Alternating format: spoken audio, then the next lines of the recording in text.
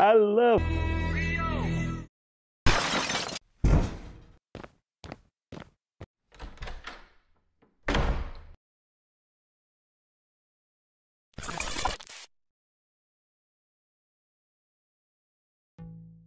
So after everyone is here, voluntarily more or less, here is the figure. A face only a mother can love. I don't blame anyone for throwing this away. I mean, I got it from the trash basket in my charity, so they were on their way to yeet this boy into the incinerator.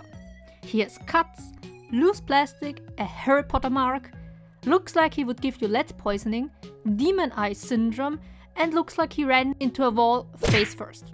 Hey Kaiba, and here I thought Yu-Gi-Oh had the second pointiest noses in anime history. After Detective Conan. Looking further down, you can see him holding a slab of ham, the really smoky one, and we are completely ignoring his sausage fingers.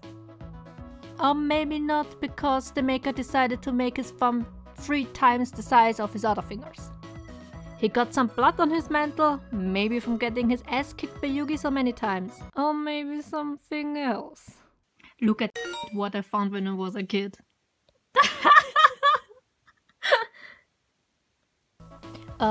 Anyway, since I literally pulled him out of the trash, don't worry, it was not a literal dumpster. It was the box that holds all the items that couldn't be sold anymore and were sorted out.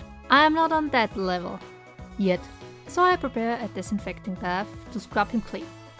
I take a good old sponge and scrub all his dirt off.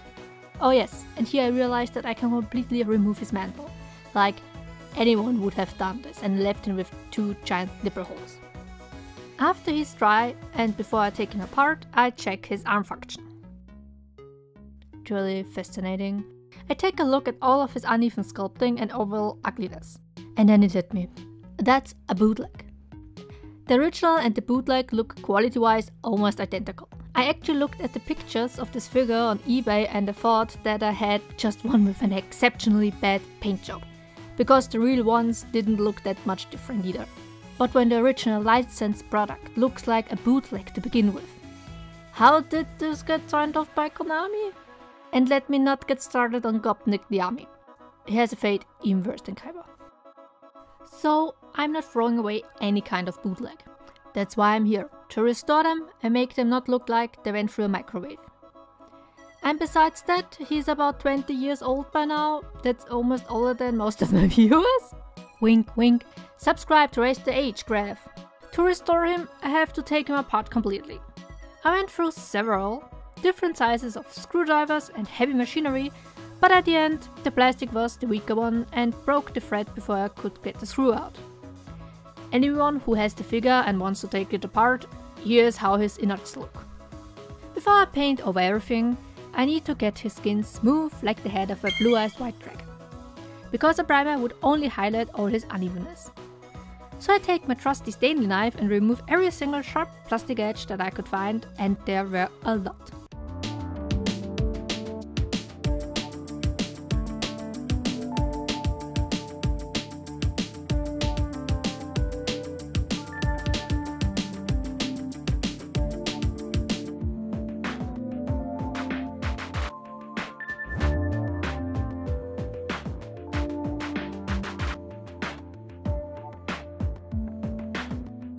The worst parts were his hands. Where are his long attractive yaoi hands? I only see little sausages. There was no space in between his thumb and the card he's holding, so I took a Dremel and drew the webbing off. And also did some light sculpting there.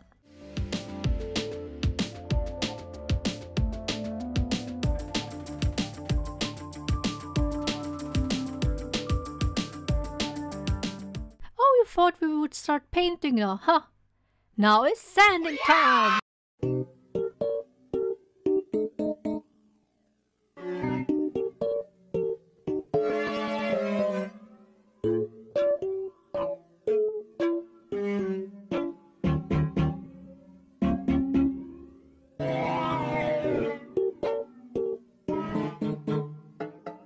After that, I just did some cosmetic finger sculpting to the same hand and we're good to go. To do more sanding! After I decided that his jacket sleeves Looked ugly and I cut it straight off.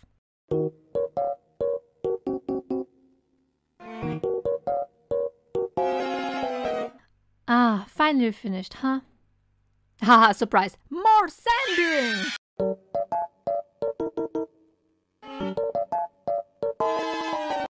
As you can see, I started on his upper body part, which is made from a different, harder PVC, which is 10 times easier to get smooth, which I took as my advantage and lowered his shirt collar to 1 level.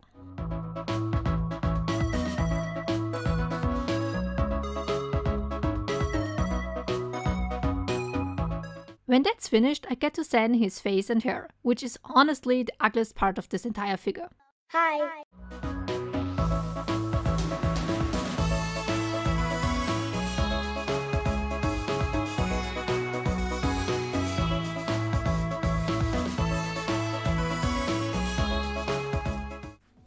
On to the next arm.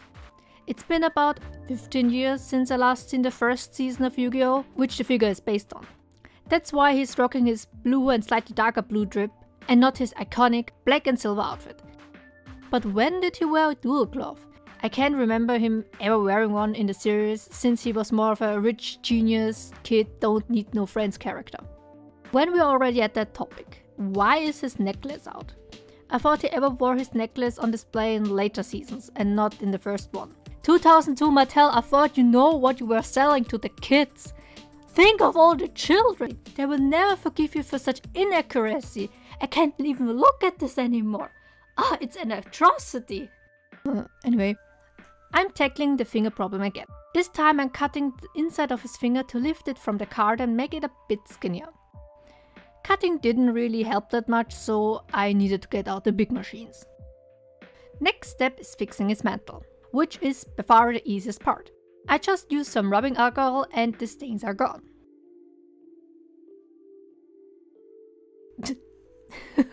Ist der Finger oben, wird man dich loben.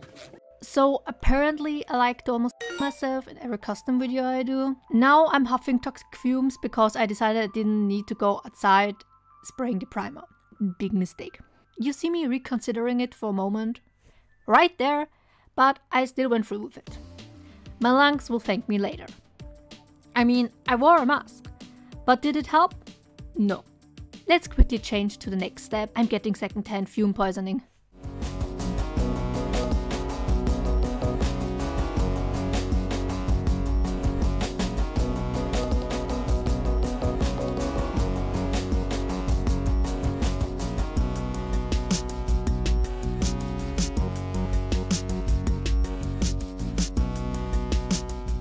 Here are all the pieces nicely dried and primed. Looks already like a completely different figure. On to Kaiba's nose problem. I have to break it to you, honey, but you will need a nose job. The current one is botched. And while we're explaining the next steps, I already primed him at this stage because I couldn't see the imperfections on the surface anymore due to the lead-like color. I will later go in with putty and close all those unsightly gaps and uneven the skin and hair problems. Even shampoo head models will be jealous. I will be using this miniature putty that dries a soft greyish sand color. I lightly go over the holes in the jacket, I pretty up the cut open thumb and also work on his pants.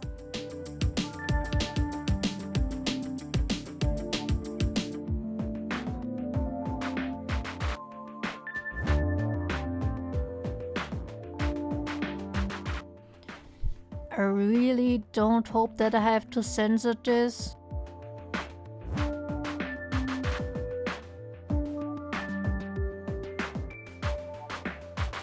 The putty dries quickly, so I also repair the hair and the neck in one go.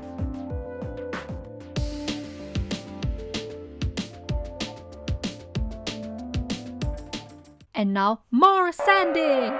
I tell you a secret, I actually like sanding.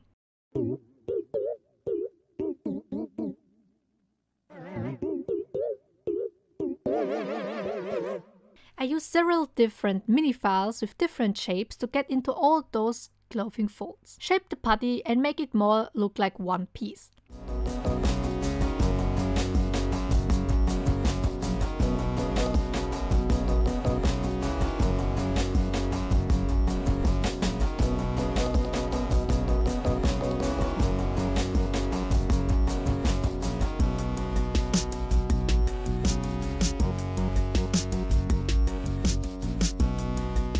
this green putty over there I didn't film for some reason. It's Warhammer filler and works the same as the putty, but is more fluid, which means it can reach the tightest places.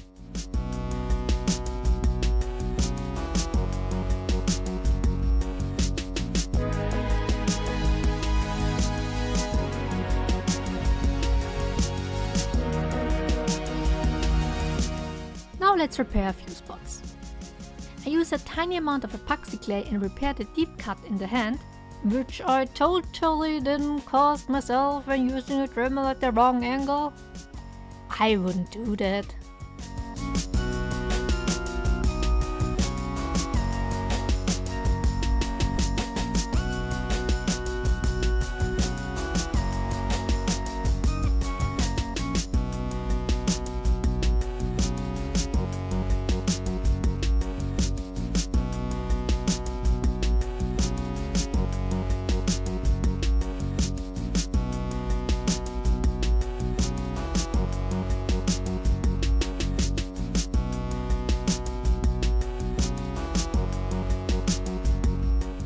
Pretty nice, huh?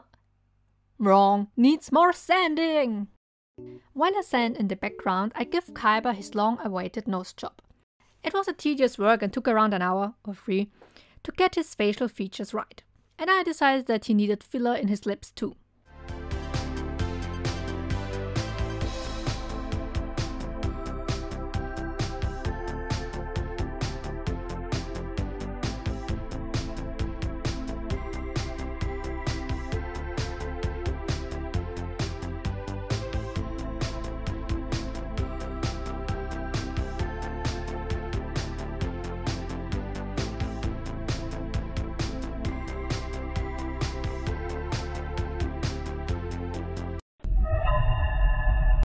I promise this is the last time, but let's sand one more time all the rough spots on his face and then prime it again.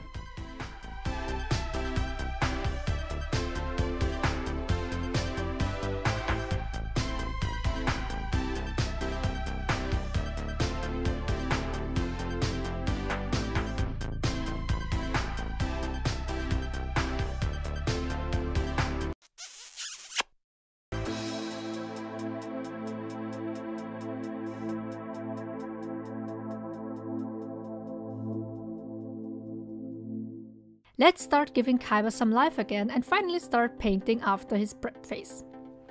All of my materials are always in the description, so take a look. This is not a suggestion, it's a thread. I'm using different brands of acrylic paint and water them down to a milk-like texture. I'm doing this because I then can apply the paint in several, 20, different thin layers and prevent clumping and thickening of the paint, so it doesn't look like a kindergartner painted it.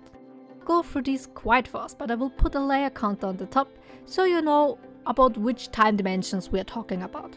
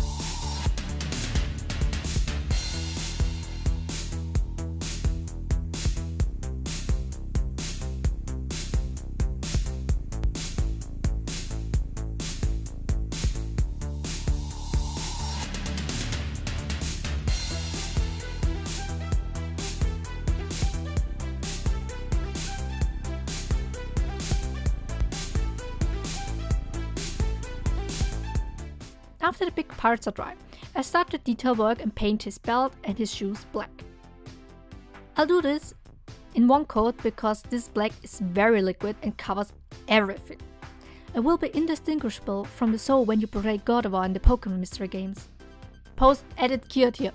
I know English folks always give the Germanic folk about how long and illegible our words are, and then you have this. Incredible. I will post this on my Twitter and try to complain it to someone. I don't know who, but I will. Oh yeah, I will.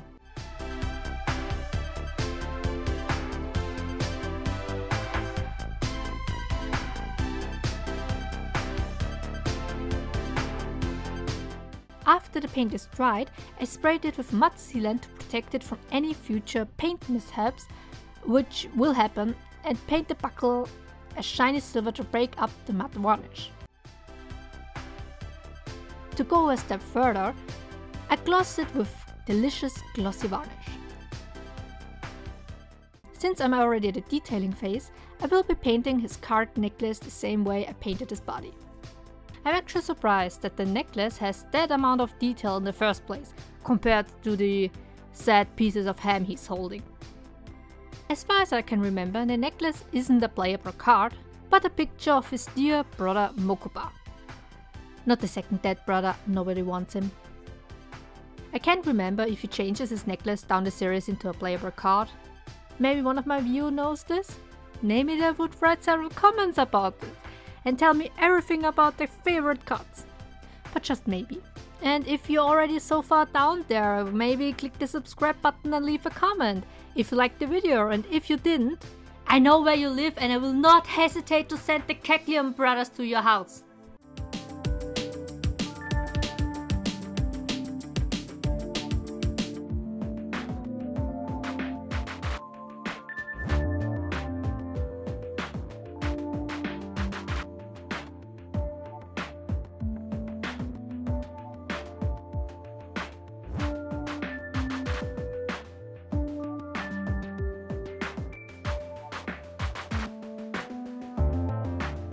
Where were we?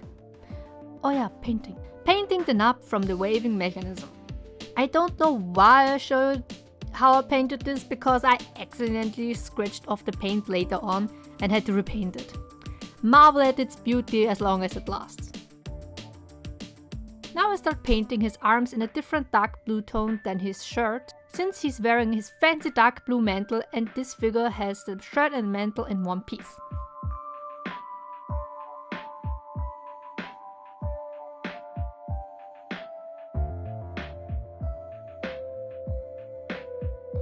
For the delicate arm connection, I used model masking tape to protect his hand. I do the same to the other arm, and since he's wearing the glove, I also paint this one at the same time.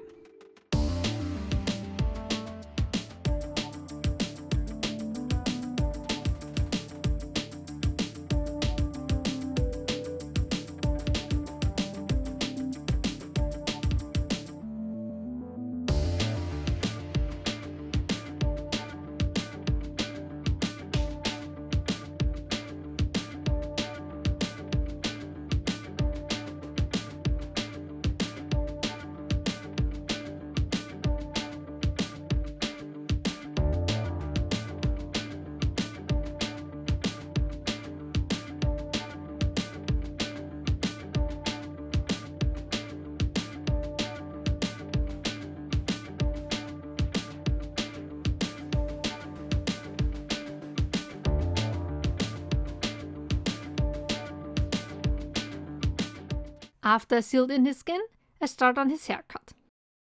I mix several brown tones with grey and white to get just the right color and paint it on layer for layer.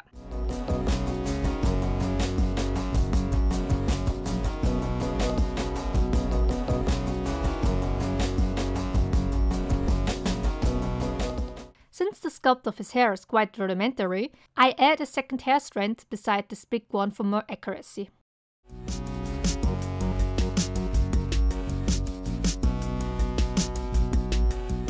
With the same silver color as his belt buckle, I paint his dual glove, which is honestly quite unpractical. Almost like a street weapon. Wait, watch out, Great Britain will come after you. And now I take my favorite golden Warhammer paint and draw on the knuckles of the glove. Maybe the English were right. My favorite thing about this paint is that you only need one coat and get the full coverage. We don't really need flash colored cards, do we?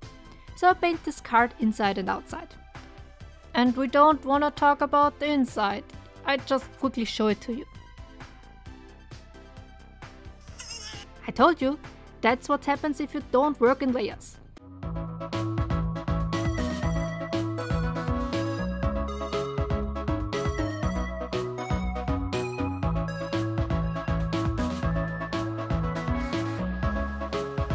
The stars on his gauntlet are also getting a golden cover of the Warhammer paint.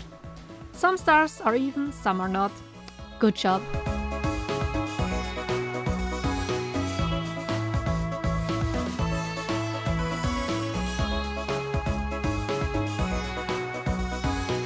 And they also deserve a nice gloss. Kaiba's body is still quite flat. And no, I won't Photoshop a thick Kaiba. I use soft pastels to shade the surface an appropriate amount. Under his eyes, his cheeks, his nose, lips, ears and hands.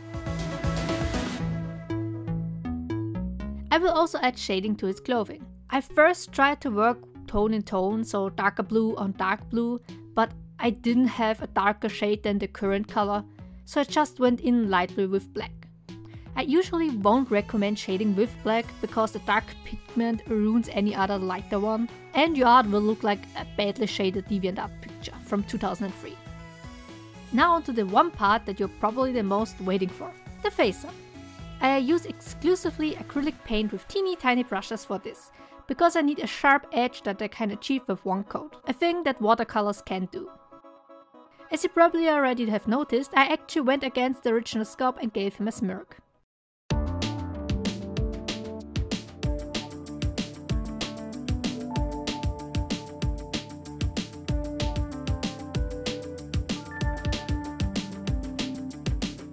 I also define his ears by drawing the shape with the same color as the lips. It looks quite bold up close, but I promise it's not that really noticeable once he's on the shelf.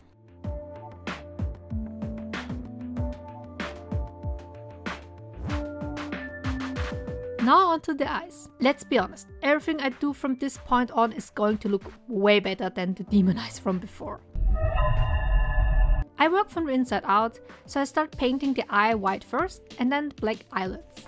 Oh, and you can also see the part of the hair which I shaded darker because it looked too flat before. I'm just going to let the footage roll now and you can enjoy the view. It's also easier for me to edit.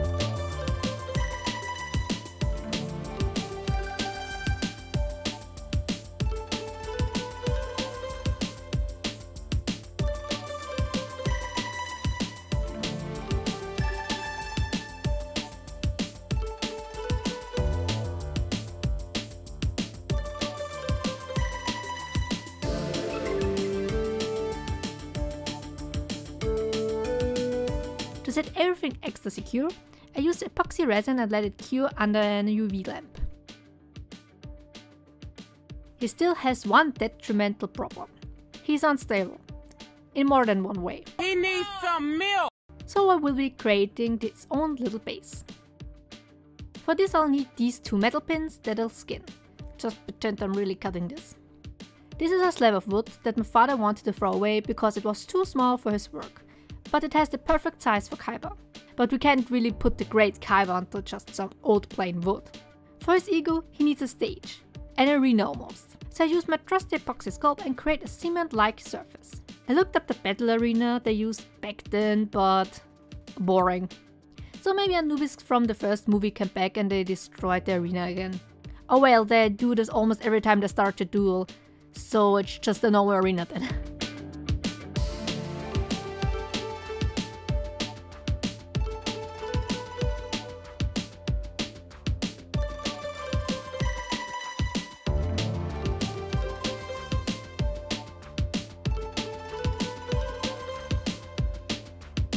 Let's slap on some debris to really sell the broken arena aesthetic.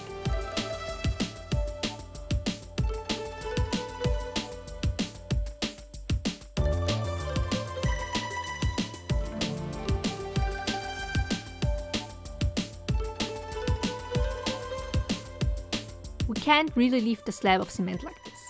So I painted with my trusty acrylics in a nice shade of dark grey, of which I later decided that it wasn't a nice shade at all, and made it a bit lighter with the actual nice shade of grey. While I'm still in denial over the shade of grey, I start dry brushing the rocks with 2 lighter tones.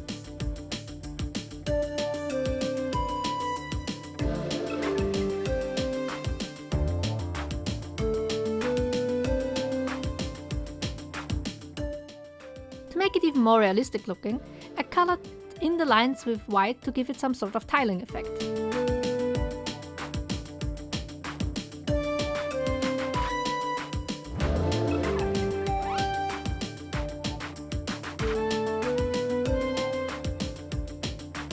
After I'm happy with the outcome, I gloss a nice thick coat of matte varnish to protect the debris from actual debris.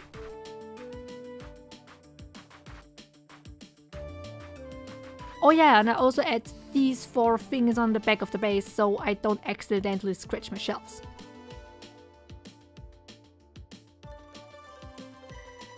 I used my Dremel to drill in 2 holes on the legs and shove in the metal sticks, and also drill in the holes for the base.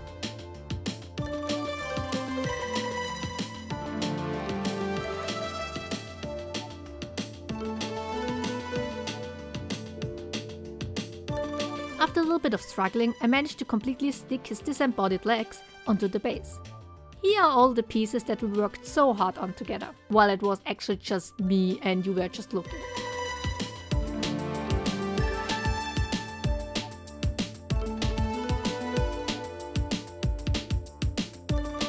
Let's assemble him and then get ready for the final shoot.